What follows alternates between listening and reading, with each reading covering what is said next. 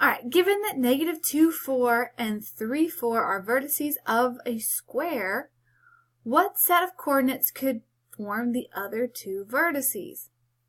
All right, so we know it has to be a square, so we got to think back to our properties of squares. We know it's a quadrilateral. We know the opposite sides are parallel. We know all the angles are 90 degrees. And we know that all the side lengths are the same. So the way I'm going to tackle this problem is I'm going to come over here and I'm going to figure out what this first side length is. And if I count the units, that's 5 units long. So every other side has to also be 5 units. Now there's 2 different ways that we could draw this square. I'm going to go ahead and draw it down here because I want it to stay on the graph, but I'll show you what else you could do.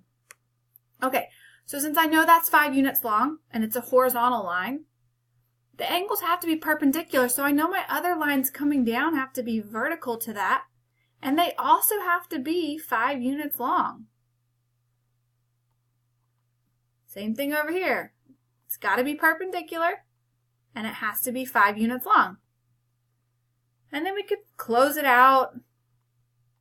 And so our other 2 vertices could be negative 2, negative 1, and 3, negative 1. Now I just want to mention you could have also drawn it going up. I tried to make that not lie on the graph to kind of simplify what our answers could be, but you could have also drawn it going up that way, and that would have been the 2 other possibilities. Thankfully, your test is multiple choice, so you'll be able to figure out which one is correct. They won't have both of those as options.